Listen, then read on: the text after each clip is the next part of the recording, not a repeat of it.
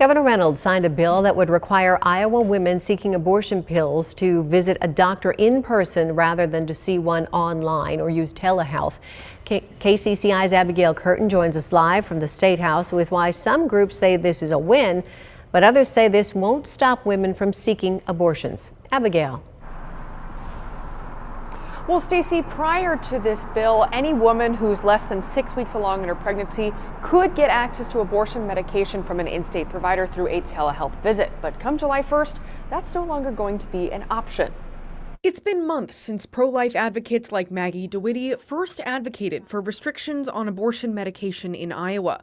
Now, months later, that goal is a reality. We're going to celebrate the fact that we have this bill. DeWitty, who serves as president for pro-life organization Pulse Life Advocates, was one of the biggest advocates for House File 2788. The bill, now law, prohibits Iowa women from receiving abortion medications like mifepristone through telehealth visits with Iowa providers or mail-order prescription services. Instead, they have to see a provider in person starting July 1st.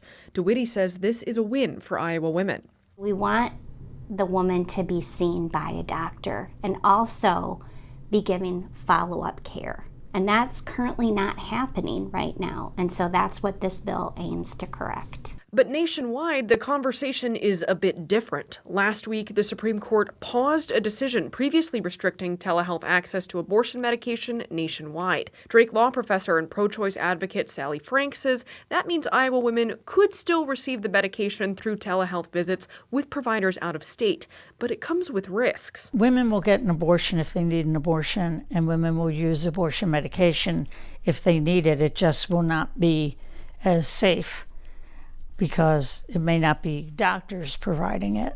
The question remains, will this law actually reduce the number of medication abortions Iowa women have? The answer depends on who you ask. They will stay within their state, and if they know that it is something that is illegal within their state, they're going to follow the law. And if the women of Iowa want an abortion, or if a woman in Iowa wants and needs an abortion, she will find a way, no matter what the legislature says.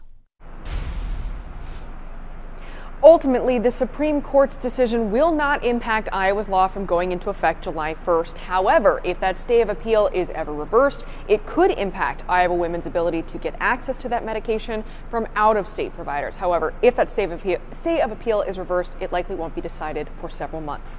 In Des Moines, Abigail Curtin, KCCI 8 News, Iowa's news leader.